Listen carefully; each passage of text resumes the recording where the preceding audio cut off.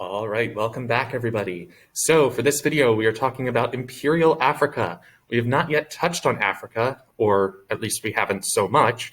And so what we have to keep in mind while we're talking about Imperial Africa is the notion that identities matter, that when a people are dominated, oftentimes the Europeans, just like in Latin America, would often try to whitewash the culture, stomp out any resistance, and create an economic and political system that would only benefit them. Think of imperialism as the umbrella and under which colonialism will fall under. Okay. So just before we start, a couple of quotes. One from John Hemingway: "If I have ever seen magic, it has been in Africa." When you educate a man, you educate an individual. When you educate a woman, you educate a generation. Don't think there are no crocodiles just because the water's calm. This is my favorite one. So, starting off with, remember, these are notes, so these are subject to me being able to test you. So let's start with imperialism. Imperialism is the takeover of a country or territory by a stronger nation with the intent of dominating the political, economic, and social life of the people of that nation.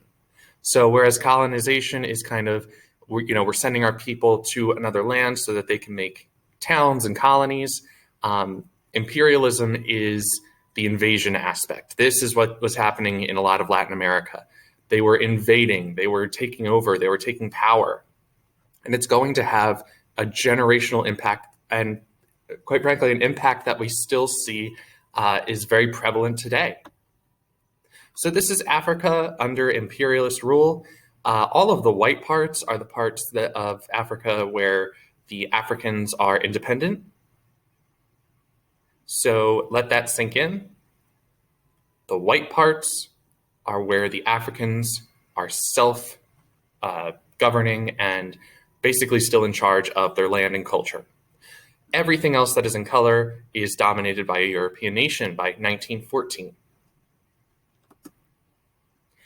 When they were starting to explore Africa initially, before we got to that point where most of Africa was many colors, we are talking about how the Europeans were really embarking on this quest to establish a foothold in Africa.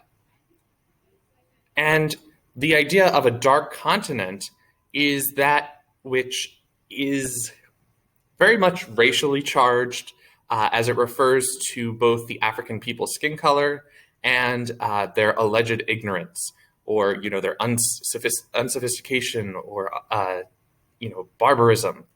When in reality, Africa has always had a diverse group of people, and they've all had their own languages, religions, civilizations. We talked about Mansa Musa and the Mali. We talked about the Swahili city-states. And of course, who could forget Egypt? So Africa is not this dark continent. Certainly, it might have been dark to the Europeans because they have such little knowledge about it. But this concept of a dark continent is mainly pointing to race and ignorance, both of which are concepts that are not true and highly prejudiced. So with the geography, first of all, Africa is not a country. We established this in the beginning of the year. It is a continent, not a country. The continent itself is 3 times larger than Europe. Northern Africa is mostly desert, so it's composed of the Sahara Desert. And the mid to southern regions of Africa have a diverse climate, so savannas, steppes, rainforests, all of these different topographical climates. And, each civilization is certainly going to adapt to them and adopt certain religious, cultural, and identity or identical aspects from nature into their own lives. So just really quick, history of foreign interference in Africa. The Greeks controlled Egypt after the conquest by Alexander the Great. Again, these are just like background stuff. This isn't actually the imperialism. although it is an early form of it. Romans ruled all areas along the Mediterranean coastline, including northern Africa. Arab traders converted many Africans to Islam in the 7th century, and indeed they will dominate the eastern portion of Africa. And this little known about idea of the Indian Ocean slave trade is huge. Okay, it's the exact same thing that's going on in the Atlantic slave trade, but a bit more intense. But overall, these countries usually either pulled out of Africa or, when they collapsed, kind of gave up these territories. What we're going to see in our time period in the mid-1800s is Africa's going to reopen. So most of it had just been this so-called dark continent where we didn't know what was going on. And then missionaries and explorers began to have an interest in Africa. They wanted to know about the people, the topography. They wanted to know about the climate. They wanted to know everything there is to know about this continent that is 3 times larger than Europe. So David Livingstone is certainly a person I expect you to know. He's a Scottish missionary, and to make it short, he is the person who is going to really lay the groundwork for a lot of exploration in Africa. He is one of the first people to go into the interior of Africa. He's going to write many books, convert many Africans to Christianity. And he's going to find himself lost in 1871, but would quickly be found.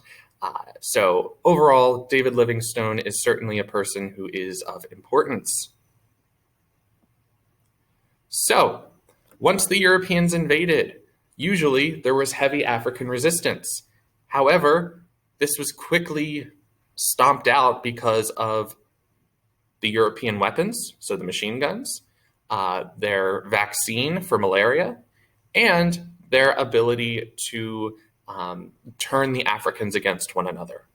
Okay, because there are so many tribes that the Europeans are easily able to turn them against each other, and it's going to cause a mess. So once they have control, they're going to ignore tribal, ethnic, and cultural boundaries and basically set up these arbitrary lines that are meant to just divide territory. So you're going to have tribes all in one supposed country who might hate each other and might constantly be at war. So instead of thinking about this in advance, the Europeans just draw on the map. The white man's burden is this.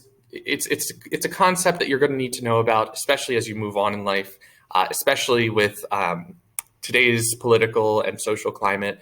The white man's burden is basically the idea that white men are, they have a duty or an obligation to save people of color, to really, specifically the African people, save them from themselves.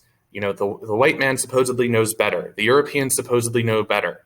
And so the job of white men is to save, to Christianize, to civilize these supposed barbarous peoples.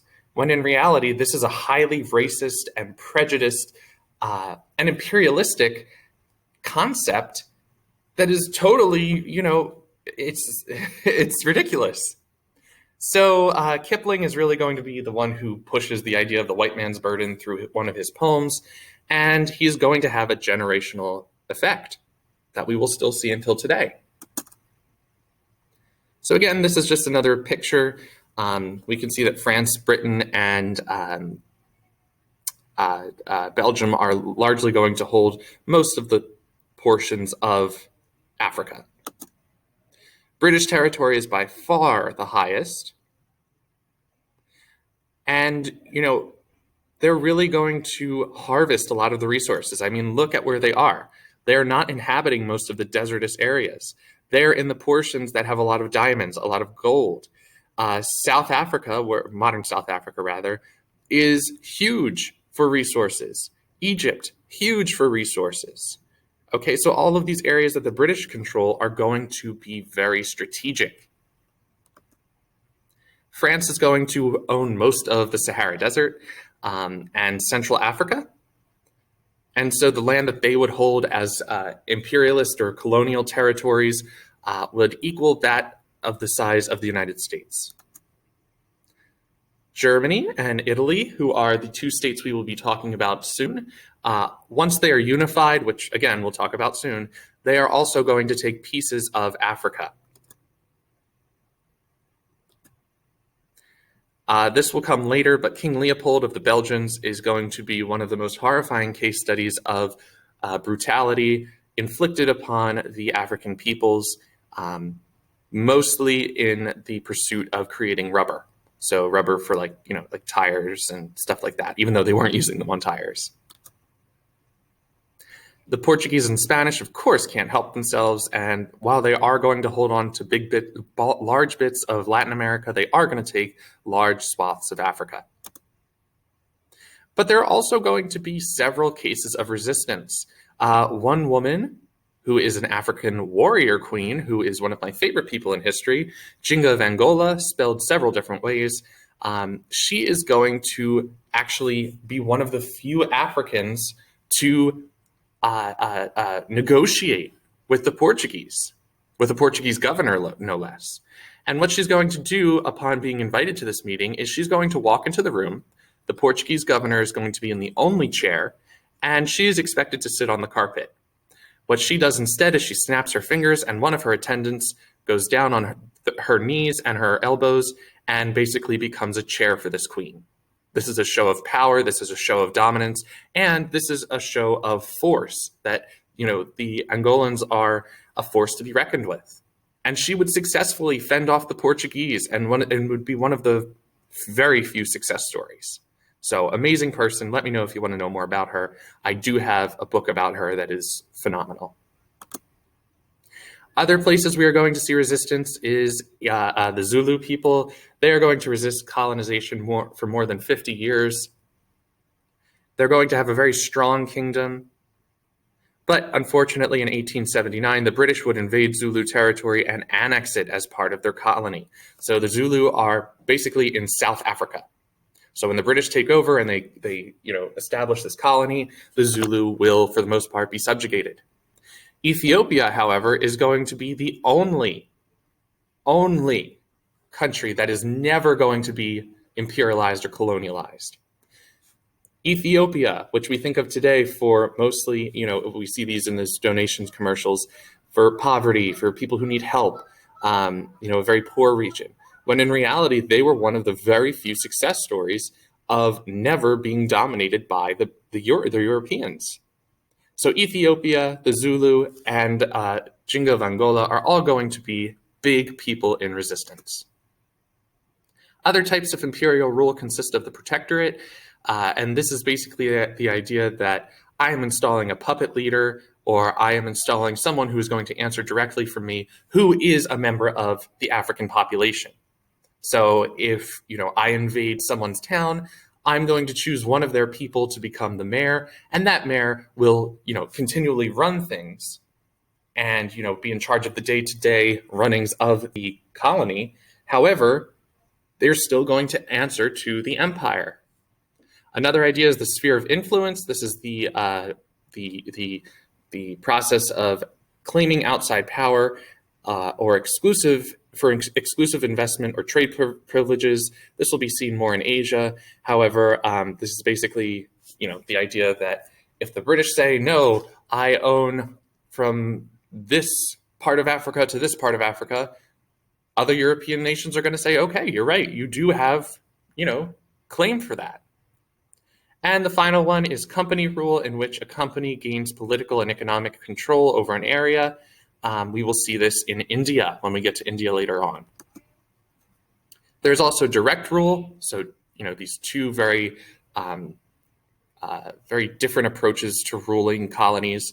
The direct rule, the French, Portuguese, and Germans, these would have direct rulers placed in charge of the peoples, whereas the British would go for a more indirect rule, where, we still have advisors for these local peoples, but we're not going to necessarily house our army there. We're not necessarily going to entrench ourselves in this area.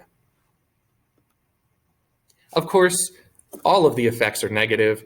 Some may argue that the colonialist and imperialist efforts would bring good things like technology, medicine, and all that kind of stuff, but the bad outweighs the good.